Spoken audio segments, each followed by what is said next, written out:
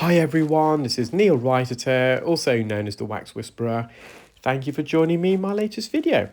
We have here a patient who attended reporting bilateral, itchy and irritable ears. They denied any loss of hearing other than their usual underlying age-related hearing loss. The patient is 91 years of age, so they do wear hearing aids, but they weren't complaining that the hearing had deteriorated. But it was purely to do with this itchiness and irritability they were experiencing inside their ears. And this patient suffers from chronic buildup of dead skin.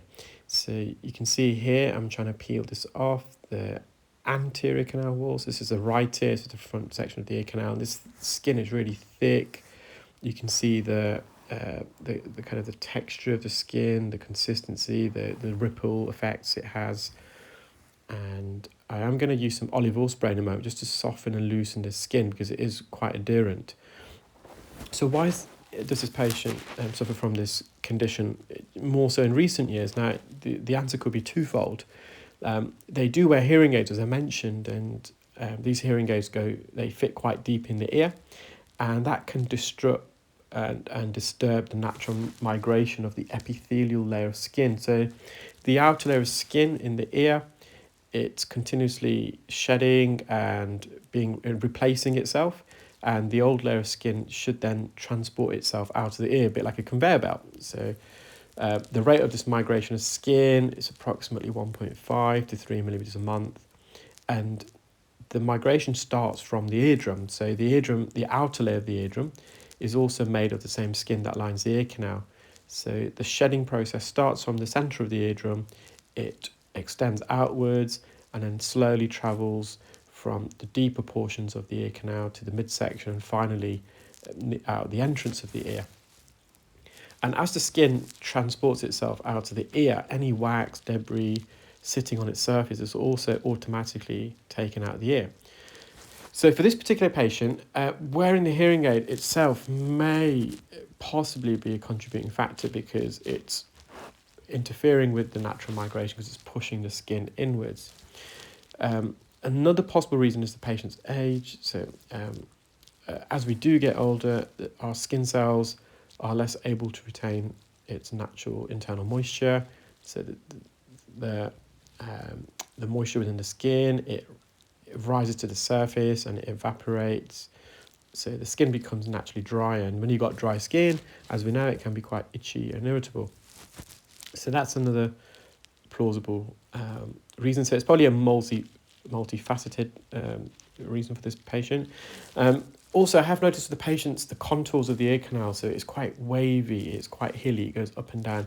Okay, there's no prominent peaks or troughs, but there is, I wouldn't say the ear canal is completely smooth, and that sometimes can affect the natural migration of skin. So as the skin is travelling up and down the ear canal, it's halted in its progression and it remains in the ear. Also, as we get older, we do get reduced blood flow, so poorer vascularization of the skin that lines the ear canal. So the skin can, that inhibits its natural migration, and also it can become a lot drier as a result. So you can see there's several possible reasons, multifaceted, and so it's becoming a 6-monthly thing for the patient now, but they do enjoy coming because they have a significant and immediate relief of their symptoms. There's always that urge and tendency to poke in your ear when your ears are itching. The patient's well aware not to do that. These procedures can be quite tricky because the best way I can describe it, and you'll see it more in a moment, but also in their left ear, it's finding the edge of the skin. The skin is like literally less than 0.1 millimeters in thickness. It's so thin. And at times I'm trying to search for where to peel the skin. You're trying to find, it's like when you've got some sticky tape on a roll and you're trying to find where the sticky tape starts from so you can peel it back and unravel the sticky tape before cutting it, or wrapping it around whatever it may be that you're wrapping at the time or sticking at the time. So it's finding that edge, and it can be really difficult sometimes. And it was more so, as I said, in the left side. Even that section there, I had to go to the base of the ear canal, and I had to let the suction do the job, because if I continue to search any further, I'll be putting the patient at risk, because I'll be grazing the ear canal. And by grazing the ear canal, we're going to damage not only this outer layer of skin, but the dermis layer and the subcutaneous layer. Bacteria will seep in, we get bleeding, so it's going to actually make things worse for the patient. Now, we're not going to get every little last speck of skin, it's just not possible or feasible, but already I've removed quite a lot. There was a lot of dead skin on the patient's eardrum as well that I managed to peel away. So the eardrum's fully visible now. You can see on the perimeter, deeper in there, you've got this skin. I'm just trying to see if I can peel this away. This skin is quite a dune, and it's just, sometimes you have to accept that the skin's not ready to be peeled. If it is, I think this type of skin will kind of, you suction it backwards. It back peeled as opposed. Sometimes when you peel skin, you're peeling the skin and you're going towards the eardrum. But other times when you peel the skin, you have to come backwards. You see the skin just doesn't want to come out, so I don't want to over risk it. Especially when with the bony part of the ear canal. This is the cartilage portion, it's fine. We can put a bit more pressure in the ear. But when we're working on the bony part, it's such a sensitive region, and unless you've had someone poking deep in your ear on the bony part, you probably won't kind of realise. The best way I can describe it is if you've got an exposed nerve in one of your teeth, and you have something cold to drink. It's a very acute, sharp, stinging pain.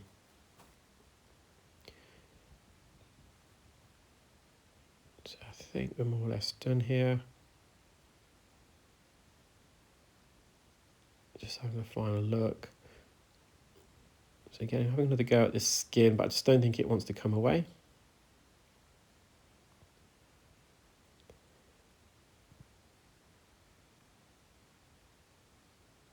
And I'm very pleased with that. Patient can hear. The symptoms have alleviated. I'm just going to mop up near the entrance. There's a bit of oils. There's some crusted dead skin here, as you can see.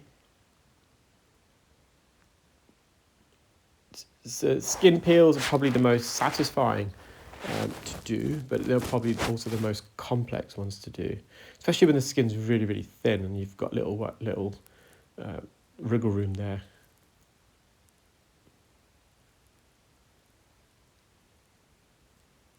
So same patient, just their left side. So here you've got some bit more partially occluding dry crusted skin and wax near the entrance. I'm just going to remove that first with a Jobson horn, and then we're going to peel away as much skin as possible off the side walls. Again, the patient's not reporting any loss of hearing. They can hear perfectly fine.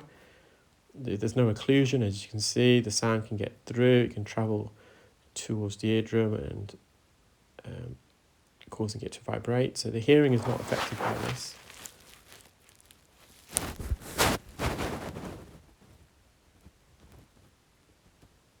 Just on the back part of the ear canal, I'm leveraging the Jobson horn against the canal just to remove some of this more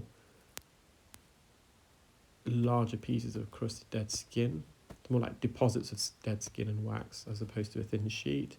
Just at the entrance, I'm going to scoop it away. And as I am, you can see that skin's also coming away. Patient has got a really twisty ear canal. The endoscope is directly in line with the entrance of the ear canal, and the eardrum is not in view.